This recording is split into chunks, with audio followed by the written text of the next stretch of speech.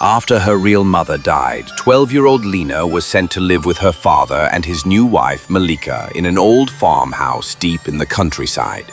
The house smelled of mildew and dust, and the walls seemed to whisper when the wind blew. Malika was beautiful but cold. She rarely spoke to Lena and never smiled.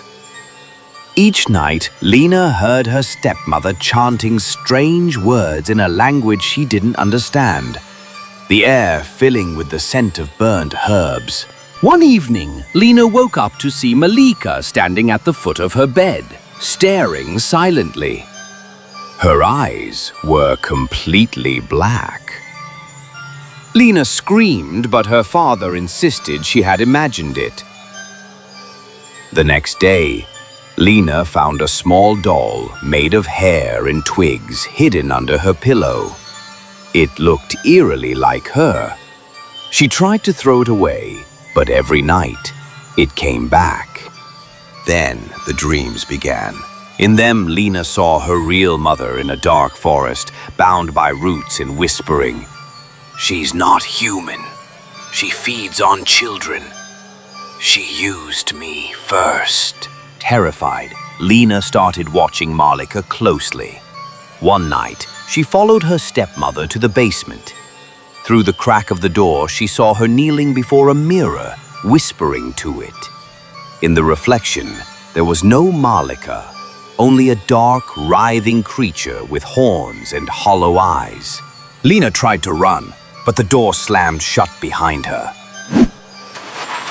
Malika turned and said calmly, "You weren't supposed to see that, but since you did, I guess it's time you join your mother." That night, the villagers heard screams coming from the farmhouse. For the morning, the house was silent.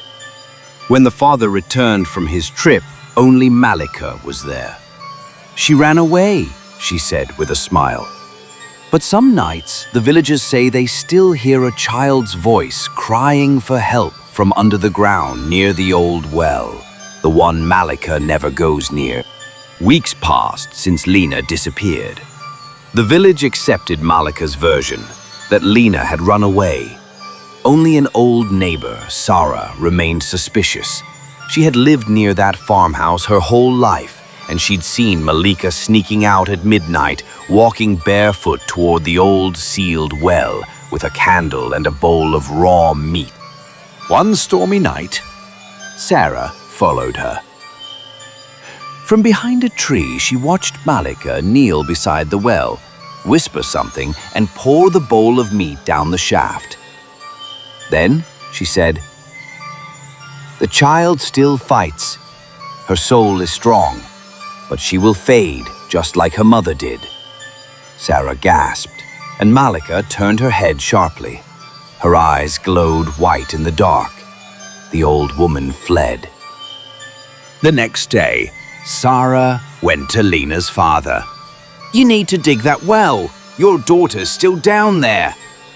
But he only laughed. "You're old, and your mind plays tricks."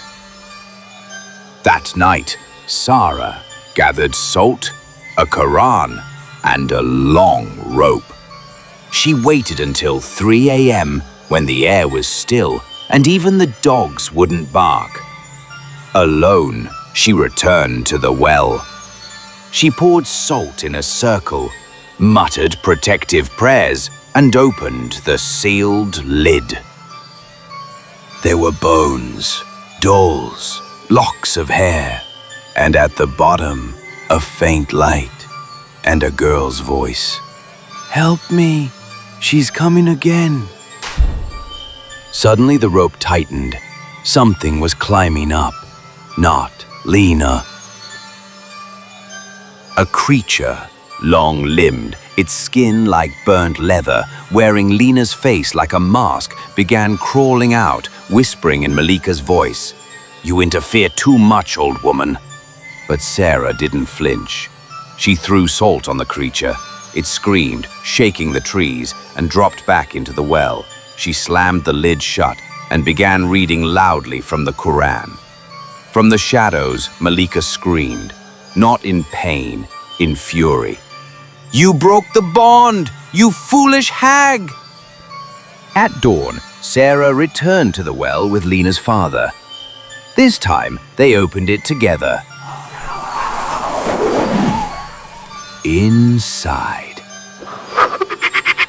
was Lena, shivering, weak, but alive. But Malika was gone. She had vanished without a trace. The house stands empty now. No one dares enter it.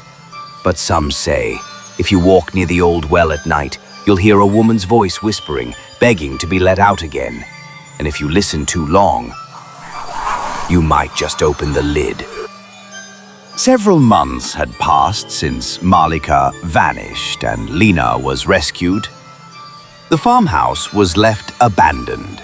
But evil like hers doesn't die, it moves. Far away in another remote Uzbek village called Korgongsa, a lonely widower named Rustam Kasinyar announced his surprise marriage to a beautiful woman he'd met while traveling. Her name was Malika. But this Malika looked younger than ever. Her skin was flawless, her eyes deep and dark. No one knew where she came from, and she spoke little, but her smile never reached her eyes. Rustam's 9-year-old daughter, Nilufar, didn't trust her from the start. "Dada, she watches me while I sleep," Nilufar whispered one night. "I hear her talking to someone in my closet." Rustam only chuckled. "You miss your real mom, Shirinim. Give her a chance." But things quickly grew strange. Birds began dying in their yard. Nilufar's hair started falling out. Her drawings turned disturbing. Black trees, women with no eyes, and a well. One night, Nilufar had a dream. She was in a dark forest, standing in front of a dry well. A pale girl with long black hair, Lena, crawled out and grabbed her arm. "She's not your stepmother," Lena whispered. "She's a demon and she's wearing human skin.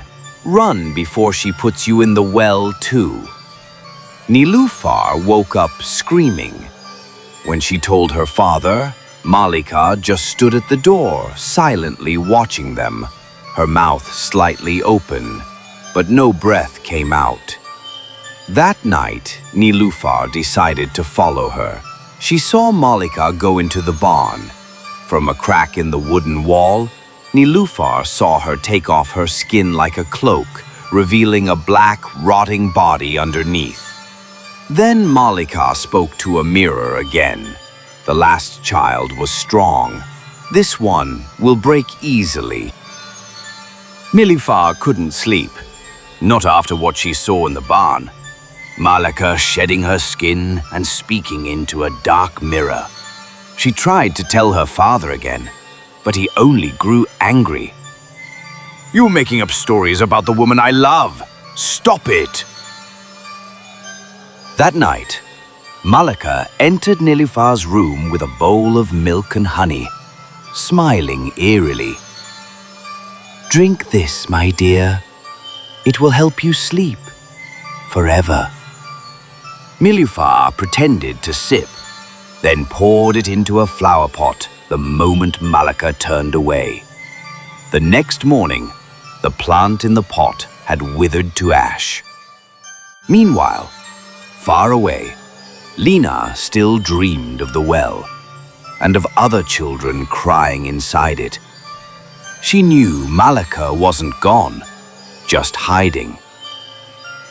One night, Lena followed the whispers in her dream and woke up with a village name in her mind, Korgoncha. She packed her things and ran. Back in the village, Nilufar was growing weaker by the day. She couldn't eat, couldn't think. She kept hearing whispers from behind the mirror in her room. One night, she saw something move inside it, her own reflection smiling at her, even though she wasn't. That night, she saw her father digging something in the backyard under Malika's watchful eyes. When he left, Nilufar checked the hole. It was a grave, and it had a small white dress laid out inside, her size. The next evening, as Malika began her nightly ritual in the barn, preparing her mirror and chanting, Nilufar made a run for it. She didn't get far. Malika caught her by the hair and dragged her into the barn, whispering, "You've seen too much, but it's okay. Children taste best when they're scared." She lifted a knife, her face warping, half human, half demon, the skin on her cheeks stretching like wax in fire. Then, bang! The barn doors burst open. Lena stood in the doorway, holding a heavy bag of salt and bones, eyes fierce. "Let her go," Lena hissed. "I know what you are now." Malika snarled. "You brought me back once, girl. This time you'll join your mother in the well." Lena threw the salt straight into Malika's face. The demon screamed, thrashing and clawing, her human skin bubbling off. She tried to flee through the mirror, but Lena smashed it with a stone. Malika shrieked as the shards turned to fireflies, burning her from within. The barn filled with smoke and screams, and then silence. Lena and Nilufar emerged from the barn as the sun began to rise.